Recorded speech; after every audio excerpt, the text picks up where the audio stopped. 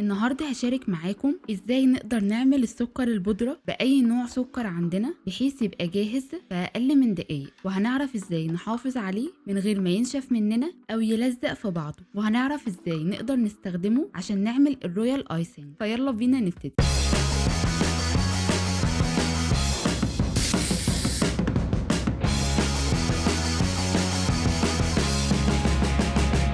في البداية هنجهز السكر البودرة، تقدروا تستعملوا أي نوع سكر. أنا هنا مستعملة كوب من السكر الناعم، يعني تقريبا 125 جرام من السكر. لكل كوب من السكر هنضيف معلقة كبيرة من نشا الذرة. نشا الذرة هي اللي بتخلي السكر البودرة يقعد معانا فترة أطول من غير ما القوام بتاعه يبقى كيكي أو يلزق في بعضه. ولكن لو هتستعملوا السكر البودرة في نفس اليوم فمش محتاجين إنكم تضيفوا أي نشا ليها. وبعد كده بنبدأ نطحنها في المطحنة أو الخلاط. كل ما يبقى القوة بتاعته أكبر كل ما السكر هينعم معانا أسرع وبشكل أفضل. بس مهم تخلوا بالكم إن السكر لما بيطحن في الخلاط بالذات بيخرج منه زي ضباب أو دخان أبيض، فساعتها تقدروا تحطوا فوطة على شفشق الخلاط من فوق عشان نقلل من فرصة إن يخرج دخان منها. أو تقدروا تستعملوا الشفشق بتاع السموسي زي اللي أنا مستعملاه هنا، لأن مش بيبقى فيه فتحات فمش هيخرج أي دخان منه. أول ما نبدأ نشوف إن الحبيبات اختفت وبدأ يلزق على أطراف الخلاط أو المطحنة، ساعتها يبقى جاهز عندنا. عشان نحافظ على السكر البودرة فترة أطول فمهم إننا نعينه في برطمان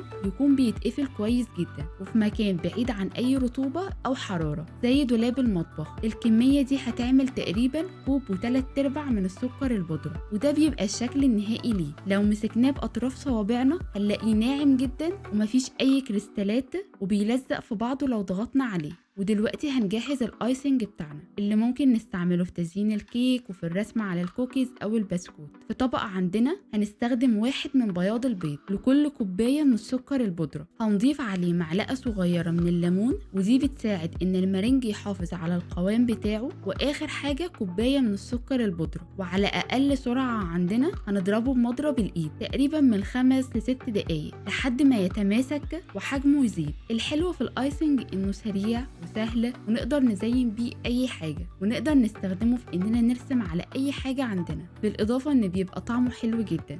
لو حابين تضيفوا أي لون ليه فيفضل تكون جل، دي أفضل حاجة عشان ما يأثرش في القوام بتاعه، أو ممكن بودرة. بس من قبلها تاخدوا بالكم الكمية اللي هتضيفوها بودرة تشيلوه من السكر البودرة. أنا هنا ضفت لون بينك، هنقلبه كويس لحد ما اللون يبقى واحد، وبكده يبقى جاهز عندنا. أنا مش فنانة قوي في الرسمة بس يعني بحاول أتعلم. أنا هنا كنت بستخدم الخلة عشان ارسم بيها على البسكوت اللي المفروض باذن الله هيبقى الفيديو اللي جاي. فلو استفدتوا من الفيديو تقدروا تدوسوا على الزرار الصغير بتاع الاشتراك. ولو عندكم اي وصفة سواء جديدة او غريبة او حتى تقليدية فتقدروا تشاركونا بيها في الكومنتات، وهنختار كل فترة اكلة ونعملها باسمكم في فيديو لوحده. ولو عملتوا السكر البودرة او الايسنج فتقدروا تشاركونا بيها على اي موقع لينا. هتلاقوا كل اللينكات تحت في صندوق الوصف.